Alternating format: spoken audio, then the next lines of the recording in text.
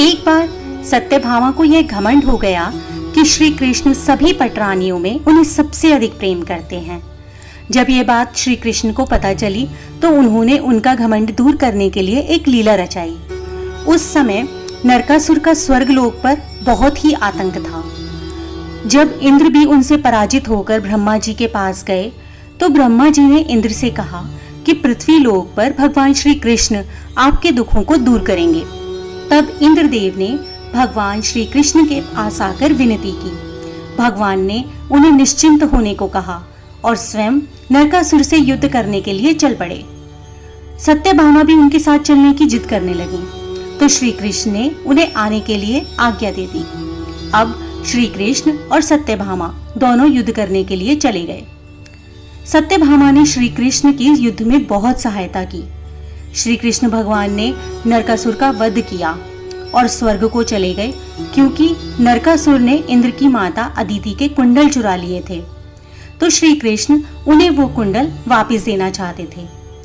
जब श्री कृष्ण माता अदिति को कुंडल देने पहुंचे तो माता अदिति ने खुश होकर सत्यभामा को आशीर्वाद दिया कि जब तक धरती पर रहोगी तब तक तुम अपने चिर यौवन को प्राप्त रहोगी, यानी तुम कभी भी वृद्धावस्था को प्राप्त नहीं होगी। स्वर्गलोक से आते हुए भगवान श्री कृष्ण ने पारिजात पेड़ से एक पुष्प लिया जो कि उन्होंने आकर रुक्मिणी जी को दे दिया। इस बात का सत्यभामा को पता चला तो वे बहुत ही दुखी हुई और उन्होंने भगवान कृष्ण से पूरा पारिजात का पेड़ ही स्वर्गलोक से लाने के लिए कहा। सत्यभामा जिद करने लगी तो श्री कृष्ण ने इंद्र से युद्ध करके उन्हें पराजित करके पारिजात का पेड़ सत्यभामा को लाकर दे दिया। उस वृक्ष को देखकर सत्यभामा बहुत ही खुश हो गईं और इस खुशी में उन्होंने पुण्य व्रत को करने का आह्वान किया और उस व्रत में उनके पुरोहित बने नारद जी। नारद जी ने सत्यभामा को यह कहा कि यह व्रत तभी फलित होगा जब आप अपनी सबसे प्रिय वस्तु दान में दे देंगी। सत्यभामा ने कहा उन्हें तो सबसे प्रिय श्री कृष्ण ही हैं। इस प्रकार नारद जी के बहकावे में आकर न चाहते हुए भी सत्यभामा ने श्री कृष्ण को दान में दे दिया। अब श्री भगवान की लीला से प्रेरित होकर नारद जी उन्हें अपने साथ लेकर चल दिए और उसी माया के वशीभूत होकर वे नारद जी के सारे काम करने लगे।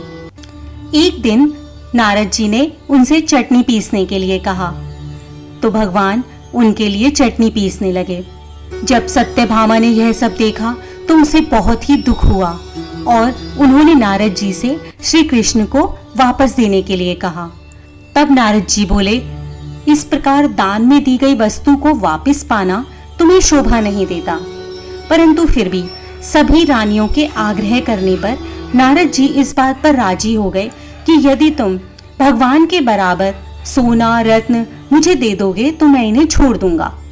तराजू के एक पलड़े पर अब श्री कृष्ण और दूसरे पलड़े में सभी रानियां अपने आभूषण चढ़ाने लगीं, परंतु पलड़ा टस से मस तक नहीं हुआ। यह सब देखकर सत्यभामा ने कहा कि यदि मैंने दान दिया है तो मैं उससे भगवान को उबार भी लूंगी।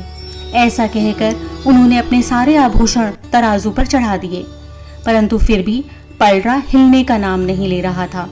सत्यभामा बहुत लज्जित हुई। यह सारा समाचार जब रानी रुक्मिणी ने सुना तो वह तुलसी पूजन करके उनकी पत्ती ले आईं और उसे पलड़े में रखते ही तुला का वजन बराबर हो गया। देवर्षि नारद तुलसी दल लेकर स्वर्ग को चले गए और इस प्रकार देवी रुक्मिणी तुलसी जी के वरदान की महिमा से अपने और अन्य रानियों के सौभाग्य की रक्षा करने में सफल हुई और सत्यभामा भी भगवान श्री कृष्ण की लीला को समझ पाई। इसी प्रकार की अन्य व्रत एवं पौराणिक कथा कहानियों के लिए हमारे चैनल को सब्सक्राइब और शेयर करें ताकि आप भी दूसरों तक इन्हें पहुंचाकर धर्म लाभ प्राप्त कर सकें।